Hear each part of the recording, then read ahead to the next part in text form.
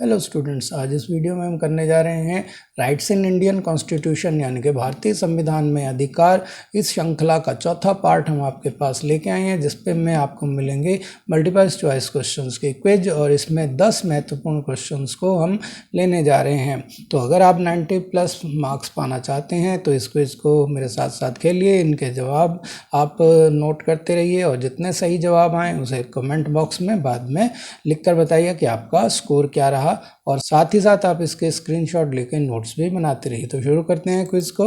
तो पहला क्वेश्चन है, People Union for Civil Liberties किस चीज़ की चौकसी करती है, यानी कि what does the People Union for Civil Liberties guards.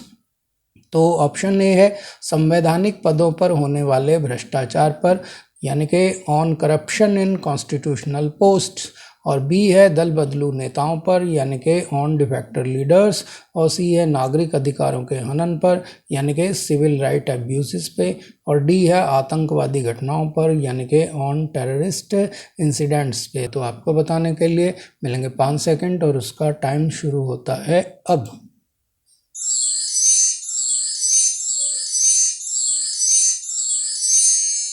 तो इसका जो सही जवाब है वो है सी, नागरिक अधिकारों के हनन पर, यानी कि सिविल राइट्स अब्यूजेस पर।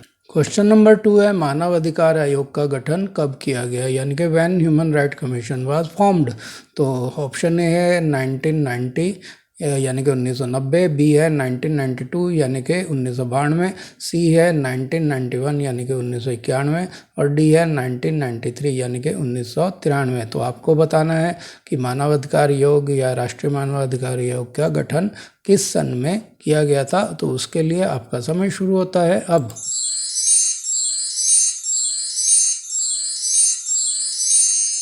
तो इसका जो सही जवाब है वो है डी, यानी कि 1993 1993 में मानव अधिकार आयोग या राष्ट्रीय मानव अधिकार आयोग का गठन किया गया था।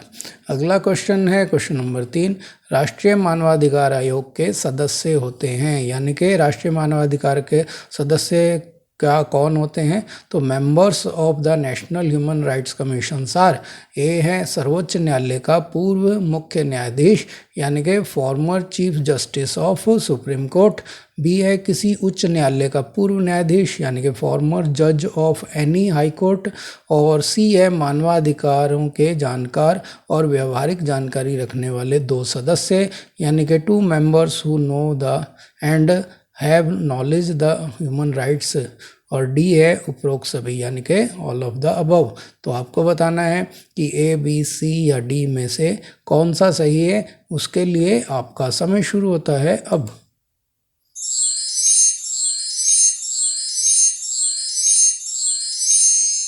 तो इसका जो सही जवाब है वो है डी, यानी कि उपरोक्त सभी, यानी कि इसके जो सदस्य होते हैं उनमें एक सदस्य जो है सर्वोच्च न्यायालय का पूर्व मुख्य न्यायाधीश होगा, और जो है किसी भी उच्च न्यायालय के पूर्व न्यायाधीश एक सदस्य इस यहाँ से लिया जाएगा, यानी कि उच्च न्यायालय के न्यायाधीशों में से, और 2 जो हैं सदस्य लिए जाते हैं जो मानवाधिकारों के जानकार होते हैं और व्यवहारिक जानकारी उसके लिए रखते हैं। तो इस तरह से तीनों ऑप्शन ए, बी, सी सही हैं, इसलिए डी ऑप्शन जो है उपरोक्त सभी, ये इसका अप्रोप्रिएट आंसर है। क्वेश्चन नंबर 4 है, मानवाधिकार आयोग के ऊपर 2 कथन हैं, कथन 1 और कथन 2। कथन 1 के अनुसार मानवाधिकार आयोग स्वयं मुकदमे सुनने का अधिकार नहीं रखता है, और नंबर 2 है कि अपनी जांच के आधार पर न्यायालय को मुकदमा चलाने की सिफारिश करता है, यानी कि ह्यूमन राइट कमीशन। तो 2 स्टेटमेंट हैं, स्टेटमेंट 1 है it is not right to hear the case itself, और स्टेटमेंट 2 है based on the investigation the court recommended to prosecute. तो आपको बताना है ये दोनों कथनों के बारे में कि मानवाधिकार आयोग से जो जुड़े हुए हैं। तो उसमें ऑप्शन ए है कि केवल कथन 1 ठीक है, यानी कि पहले वाला ठीक है और दूसरे वाला गलत है, और यानी कि ओनली स्टेटमेंट 1 इज़ राइट। और बी ऑप्शन है केवल कथन दो ठीक है, यानी कि only statement two is right, यानी कि पहले वाला गलत है कि उसे स्वयं मुकदमे सुनने का अधिकार नहीं है, लेकिन दूसरे वाला है कि अपनी जांच के आधार पर वो मुकदमे चलाने की सिफारिश करता है। और सी है कि दोनों ही गलत हैं, यानी कि पहला और दूसरा दोनों कथन, दोनों स्टेटमेंट गलत हैं। और डी के हिसाब से एक और दो दोनों कथन जो हैं वो सही हैं। तो आपको बताना है कि इसमें ऑप्शन ए ठीक है, यानी कि पहले वाला कथन ठीक है, या बी ठीक है, यानी कि कथन नंबर 2 ठीक है, और सी के हिसाब से दोनों ही गलत हैं, और डी के हिसाब से दोनों ही ठीक है। तो आपको बताना है कि ए बी सी डी में से क्या उत्तर होगा। उसके लिए आपका समय शुरू होता है अब।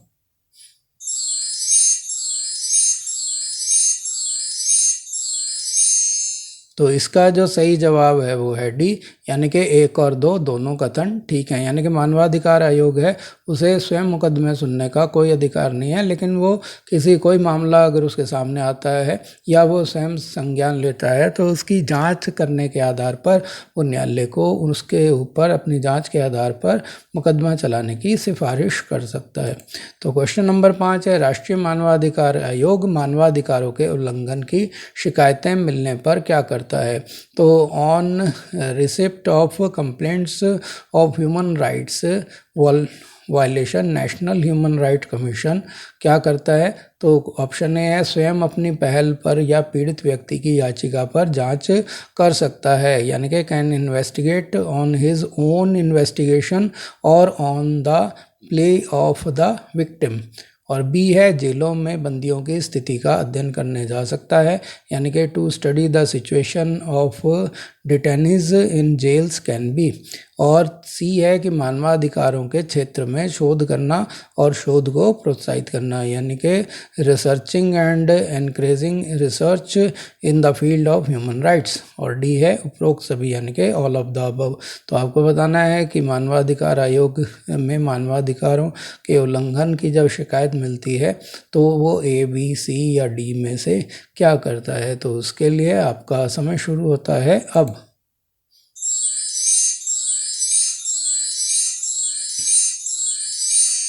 तो इसका जो सही जवाब है वो है डी, यानी कि उपरोक्त सभी। इसका मतलब ये है कि राष्ट्रीय मानवाधिकार आयोग में मानवाधिकारों के उल्लंघन की जब शिकायतें मिलती हैं तो वो जो है स्वयं अपनी पहल पर या उसके पास जो अगर कोई याचिका दायर करता है तो उसकी जांच करता है, साथ ही साथ जो जेल में बंदी होते हैं उनकी स्थिति का भी अध्ययन करता रहता है कि उनके साथ मानवीय व्यवहार किया जा रहा है अथवा नहीं, और साथ ही साथ मानवाधिकारों के क्षेत्र में वो शोध करता रहता है और या शोध को प्रोत्साहित भी करता है। तो इस तरह से ये तीनों आंसर जो हैं वो ठीक है। क्वेश्चन नंबर 6 है, नीति निर्देशक तत्व यानी कि डायरेक्टिव प्रिंसिपल्स में ए ऑप्शन है वो है वाद योग्य हैं, यानी कि अमेंडमेंट सूट, और बी जो है वाद योग्य नहीं है, यानी कि लॉ सूट नॉट एलिजिबल, और सी है कुछ वाद योग्य हैं शेष नहीं है, यानी कि सम आर एलिजिबल, और नो रिमेनिंग, और कुछ कहा नहीं जा सकता, यानी कि नथिंग कैन बी सेड। तो इसमें आपको बताना है कि ए बी सी डी में से क्या सही है। उसके लिए आपका समय शुरू होता है अब।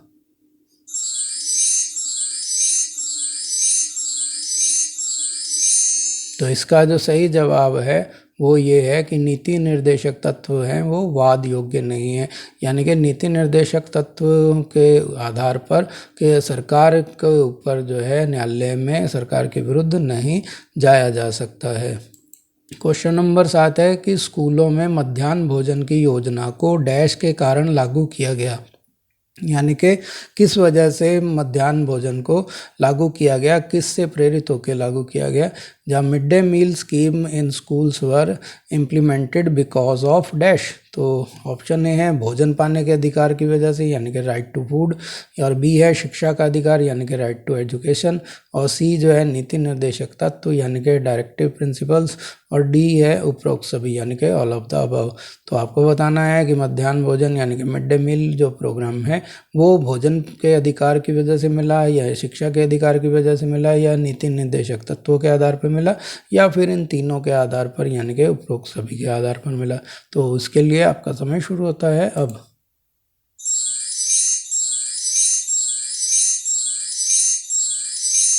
तो इसका जो सही जवाब है वो है सी, यानी कि नीति निर्देशक तत्वों के आधार पर मध्याह्न भोजन जो है यानी कि दोपहर का भोजन मिड डे मील जो है वो दिया जाता है स्कूलों में। क्वेश्चन नंबर 8 है, वर्ष 1976 में संविधान के 42वें संशोधन द्वारा संविधान में क्या जोड़ा गया, यानी कि what was added to the constitution by the 42nd amendment of the constitution in the year 1976। तो ऑप्शन ए है मूल अधिकार यानी कि फंडामेंटल राइट्स, बी है मौलिक कर्तव्य यानी कि फंडामेंटल ड्यूटीज, सी है नीति निर्देशक तत्व यानी कि डायरेक्टिव प्रिंसिपल्स, और डी है संपत्ति का अधिकार यानी कि राइट टू प्रॉपर्टी। तो आपको बताना है कि ए बी सी डी में से कौन सा जो है वो 1976 में 42वें संशोधन द्वारा संविधान में ऐड किया गया। तो उसके लिए आपका समय शुरू होता है अब। तो इसका ऑप्शन है बी मौलिक कर्तव्य, यानी कि मौलिक कर्तव्यों को फंडामेंटल ड्यूटीज़ को 42वें संशोधन द्वारा 1976 में ऐड किया गया। क्वेश्चन नंबर 9 है, 1973 में 44वें संविधान संशोधन द्वारा यानी कि by the 44th constitutional amendment, option A है कि 44वें संशोधन द्वारा जमींदारी प्रथा को उन्मूलन किया गया यानी कि जमींदारी सिस्टम वाज एबॉलिश्ड, बी है नीति निर्देशक तत्वों को संविधान में शामिल किया गया यानी कि directive elements of the policy are included in the constitution, और सी है संपत्ति के अधिकार को मौलिक अधिकारों की सूची से हटाकर सामान्य अधिकार बना दिया गया यानी कि the right to property was removed from the list of fundamental rights and made a general right, और सी जो है पिछड़ी जातियों को सरकारी नौकरियों में आरक्षण दिया गया यानी कि backward castes were given reservation in government jobs. तो आपको बताना है कि ए बी सी डी में से कौन सा जो है संविधान संशोधन जो 44वां संविधान संशोधन था उसके में जो है हमारे भारतीय संविधान में ऐड किया गया है। तो उसके लिए आपका समय शुरू होता है अब।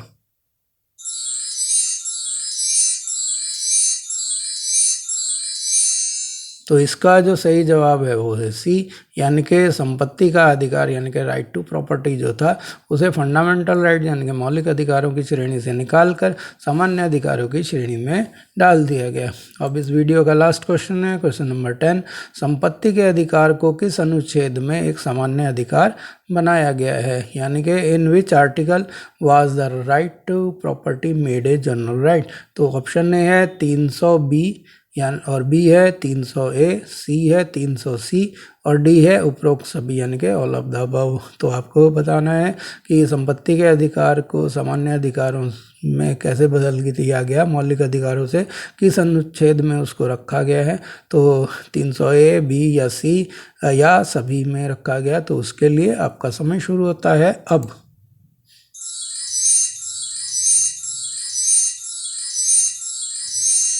तो इसका जो सही जवाब है वो है बी, यानी कि जो अनुच्छेद 300A है उसमें संपत्ति के अधिकार को मौलिक अधिकारों से हटाकर सामान्य अधिकारों की श्रेणी में रखा गया है। इसके साथ ही ये वीडियो समाप्त हुआ। आपने इसको देखा उसके लिए धन्यवाद। अपना स्कोर कैलकुलेट कीजिए और कमेंट बॉक्स में बताइए कि 10 में से आपको कितने अंक मिले हैं, और वीडियो को लाइक ज़रूर कीजिए और अपने साथी सहयोगियों के साथ इसको शेयर कीजिए। और अगर आप मेरे चैनल पे पहली बार आए हैं तो इसे सब्सक्राइब करना बिल्कुल ना भूलिएगा, ताकि आने वाले वीडियो के नोटिफिकेशन आपको मिलते रहें। धन्यवाद।